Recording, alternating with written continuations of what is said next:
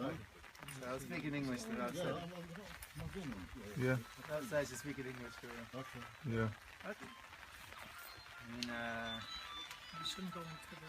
I didn't really prepare much to speak because speak about Zaidi. You don't really need to make a speech about Zaidi. You don't need a. I mean, I wrote in a little piece that I wrote when he passed away. I found out that Zaidi passed away when I was already on the airplane going to Uman for Rosh Hashanah. So it was too late. The doors were shut. But I right away started to write, and I wrote about how I didn't know Zaidi when I grew up. You know, when I grew up, I knew Zaidi, but I didn't know him when he was born. He was born in Poland, and in his town, he told me once that there were very few people that stayed away from the Polish public schools. He was one of maybe 7, 10 people in this whole town that stayed away, and it was only Torah and Kedusha in his chinuch. And I asked him once what language he spoke there. He said, Yiddish. What did you think? We spoke Goyish. He spoke Yiddish. He spoke, then he ran running, and when he was 17 already, he was running for years. And a few years ago, I had the opportunity to interview him, and he told me some of the things that he did, and during those years, it was unbelievable. How he was arrested, and he was this way and that way, and all the things that he went through and endured. And then he came to America, and he was able to, rebuild. Anyone that's able to rebuild, in general, would be an incredible thing.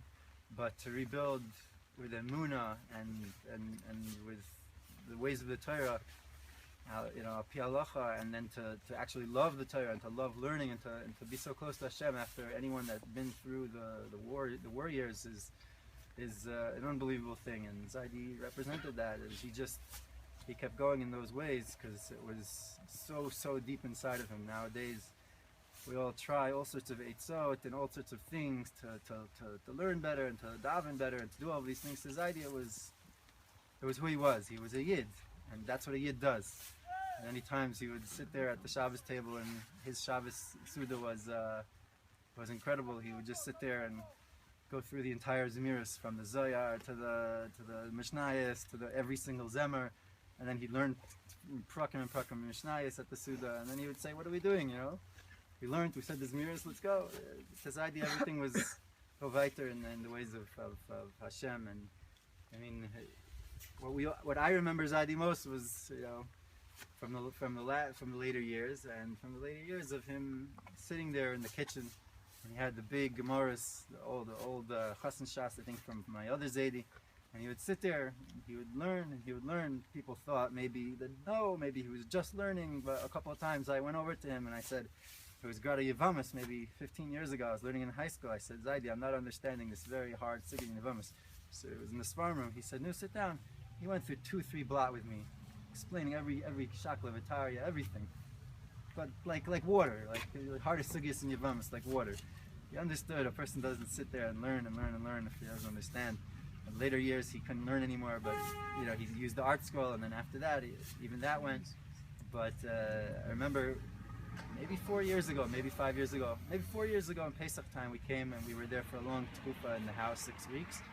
And I would always make a note to look, where was he holding in the Gemara? So it turned out from those 6 weeks, which included Pesach, which there was a lot of family and a lot of sudas, in those 6 weeks we finished 800 blot. I would go through each thing. בשש שבועות שאני הייתי בארצות הברית, הוא הלך 800 דפים. זה היה עם פסח, ועם כל הבלבולים של הסודות, והוא ישב, למד, תעשה חשבון, זה comes out ש"ס כל 3 חודשים, משהו כזה.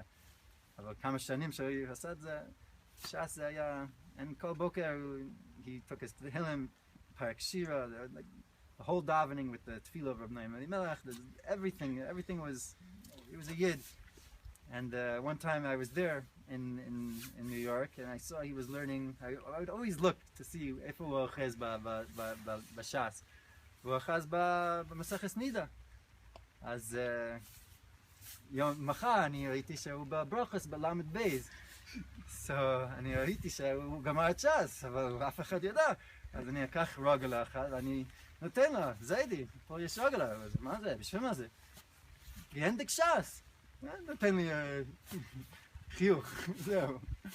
לא צריך את הסיום הש"ס, לא צריך שום דבר, רק ללמוד את התורה, לחזור כל פעם.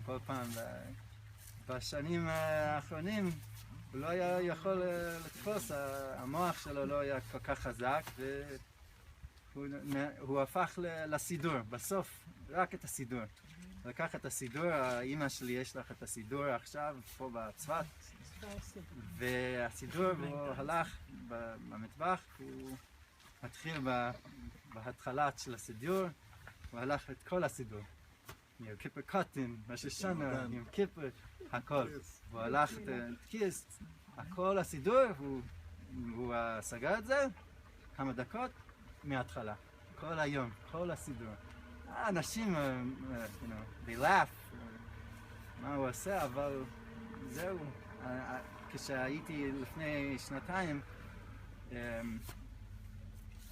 אני באתי בבוקר מוקדם מארץ ישראל, והמוח לא היה כל כך טוב, והם אומרים, זיידי, נו, יוילי is du. לא is nicht, wer ist יוילי? הוא הלך, זה היה פעם ראשונה שהזיידי לא הכיר אותי. כאב לי קצת, ובתפילה, כשאני הייתי אצלו בתפילה כל פעם, אני חשבתי, בסוף, כשאנחנו בקבורה, כל הדברים, כל האנשים, כל העסקים וכל הדברים, אנחנו לא זוכרים את זה. וגם בחיים, זה לא מה שאנחנו מביאים לחיים ארוכים שלנו. מה שמביאים את המשנייס, את הש"ס, את הסידור, האוסייס.